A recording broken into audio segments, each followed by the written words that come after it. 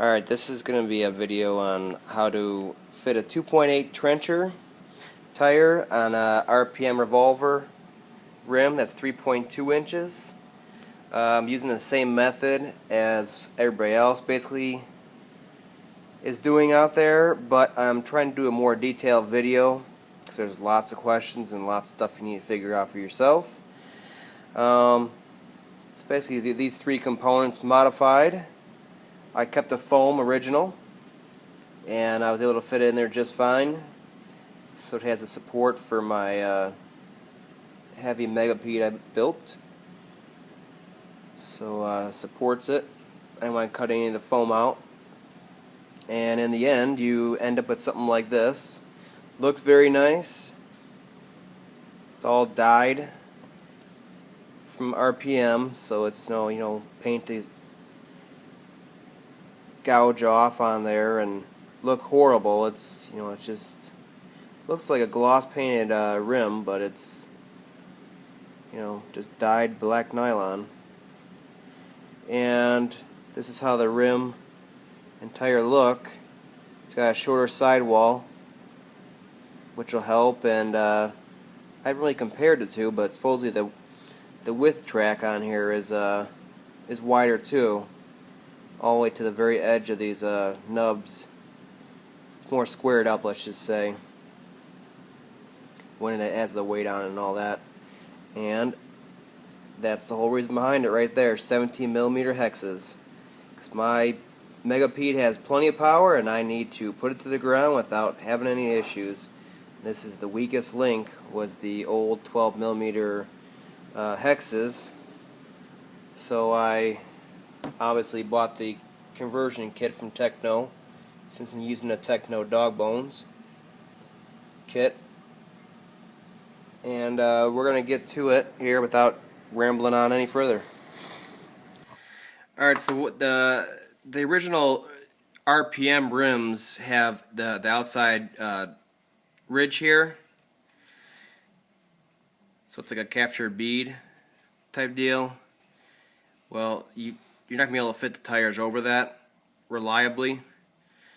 So what they're all doing is grinding that off flush with the actual wheel here, leaving the inner one on there, and then after that you just need to, so I did that with my grinder at work, a bench grinder, just kind of spun it around, and I able to get it flat, and then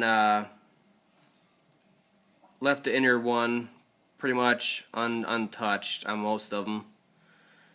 What you got left is a lot of fine material here, though. Alright, so what you're going to want to do is I was going to use sandpaper to clean them up. It did a nice rough flat edge on there already. For these debris, I found the best way. You can use an X-Acto knife, but I prefer a razor blade that's flat. First, I want to go and clean this bead up right here, this ridge of all the stuff, so I just kind of lay it flat on there and scrape to get all the way to the edge there. It's like that. See how that's coming up right there? Should be able to see it. I know it's all black. I got fluorescent lighting here. Just kind of square it up flat all the way in and just scrape along.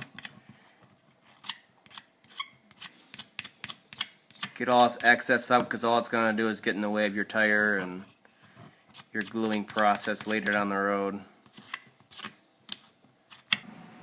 Okay, on the outer edge here, both sides, the side with the fancy rim side is the outboard side, let's just say, is more important. But you're going to have the same thing where you ground off. You're going to have like a lip of fine material, kind of like that. And what I found is just kind of run your blade along that, flat, so you don't gouge into it, and you can start cleaning that up. This one doesn't have too much of it on there.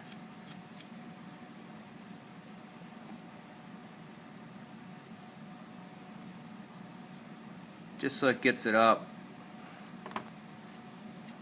It's not going to look perfect, but the less of it the better. If you're like me, you're going to be taking it out, bashing and tearing it up anyways.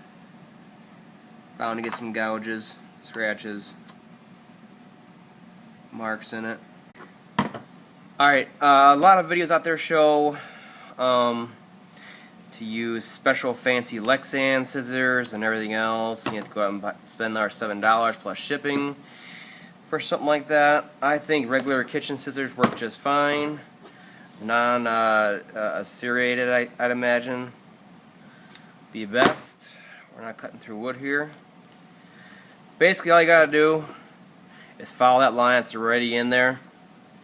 That's their crease line for their original Traxxas bead, style bead. All you gotta do is just follow that, and I'll show you how. It doesn't have to be perfect, but there's less gouges and less irregularities in there, the better. What I found the best way is to hold like this. You got this, and then you just follow the line for a full scissors length, and just keep following the line.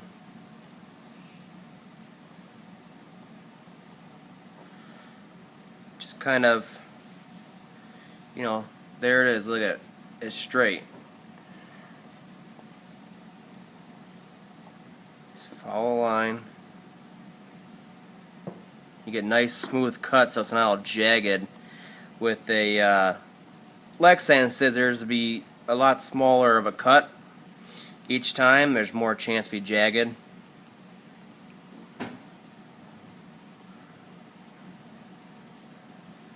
Should be able to see that. Regular kitchen scissors. You just keep going along.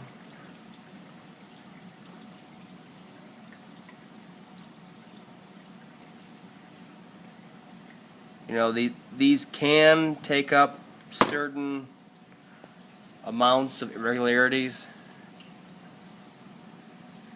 before they start showing or causing performance issues.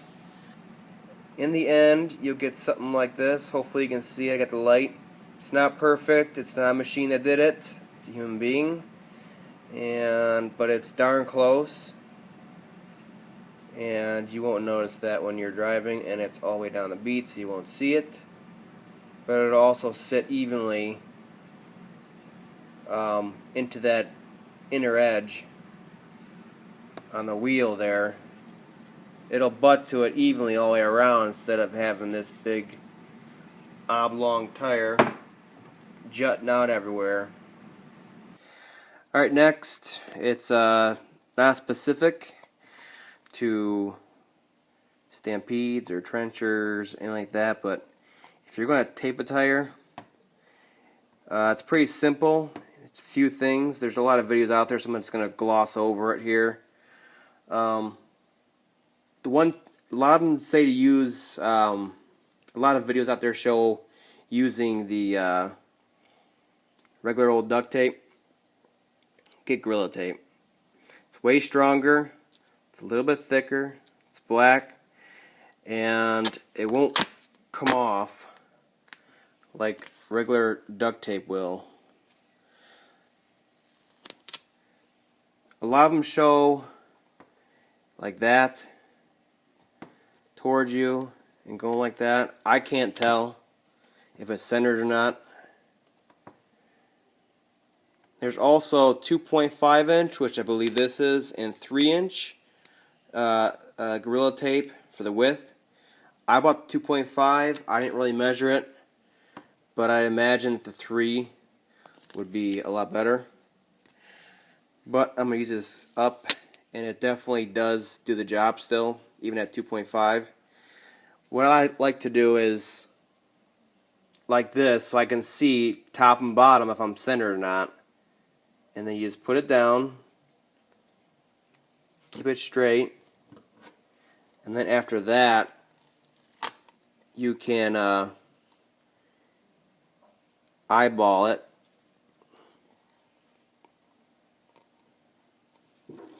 Make sure you're going straight as you go.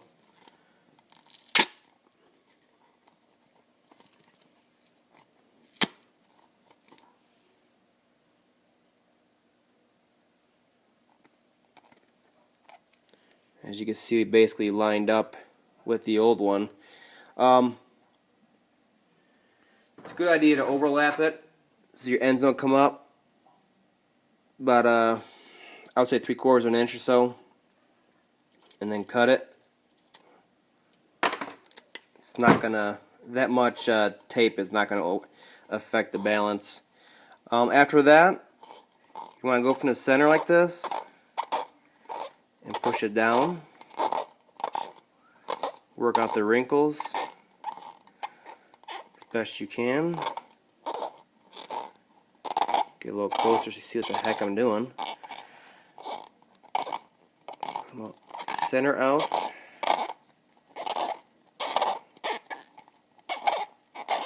All the way around, you know where you started because you started at the overlap point. And then what I do, it's obviously stuck down, and if you're reusing your trenchers or whatever tire you're using, I would clean the inside here with denatured alcohol. I won't use anything else really, it might affect the rubber. But this one's obviously new. After that, flip it inside out again.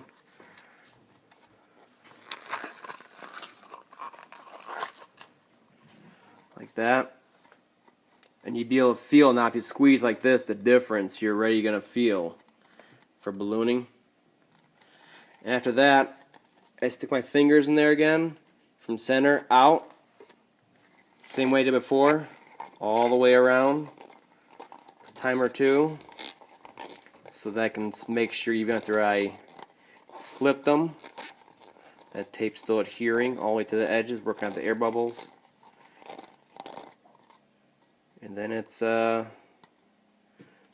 for the foam. As I said before, I did not cut it, chamfer it, nothing. And it fits a little bit of work onto the rims. And that is somewhat of a process, so we're going to do that next. Alright, now you got our foam inside our tire's taped, our tire's cut, our rim is shaved, as you can see. Here comes the tedious part, fitting this inside of here. I stick it in the one side first, it's like that, fingers on the other side, start stretching it out, try to get it through without the foam getting too messed up. As you can see, it's a process.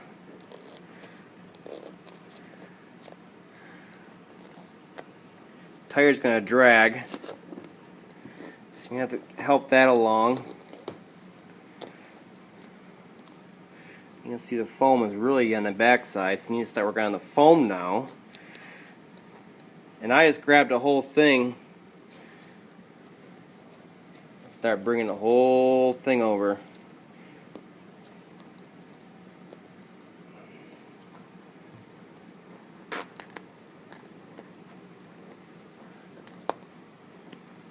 Do the tire a little bit more. We're going to check on everything again anyways. You can see the foam and the tire are starting to come over. Work it a little bit gently because you want to tear that foam. Just start trying to get it centered in there. I know I need to stop moving. You get it to that pretty much on the inside. There's the bead, the ridge for the bead there, and then you want the foam to be on the other side of it. So this side's pretty much there, but now it's going to be on this side. So you just kind of work it and center it in there, and then you can keep looking at it and seeing. And this side's going to be rolled under. The foam will be. So you're going to like stretch it out and pull it this way. Let me see. Like that. See how it's all compressed like that? You're going to grab it, pull, and then push the rim. And I think we're all the way around now. Now let's check on this side. Same thing, take your bead back out. Now we can start stretching the tire a little bit. It's really not that hard at all. Might just start popping out on you a little bit. As you can see right there, that's where it's all ground. The bead goes up to that ridge in there and stops. So you just want to work it all the way around. Make sure it stops there and there's no foam. Alright, the other side, we know foam is fine. This side, it basically stops right there. We can see that. So that's fine. You just want to check it all the way around. Same thing. Make sure it's squared up like that and not compacted, so it's a oblong rolling tire. This side's already good, so we are safe to do a slight stretch and get it on there, and then just squeeze it all the way around and it'll seat to that bead. And we can look and see it stops right there. There we go. You see it stops there. There. No foam. And it stops right there at the inner bead on there. Just kind of feel it, make sure it's even. That's it. Alright, this here right here is the size difference between the 12 and the 17mm hex. Of course, 12's stock and plastic. And you just see the size difference. The reason why I could take more torque, and it's just like the ultimate upgrade if you have the power to make it necessary. And I also want to show, I'm not going to show gluing the tires. There's a lot of good videos out there showing how to properly glue tires. This is the glue I've been using. It was recommended on multiple boards saying they've tried all the other glues, 7 other glues, and this one's the only one that worked and held up, and I would have to agree. I've had no problems with it, so take it for what it's worth. Just relaying the information.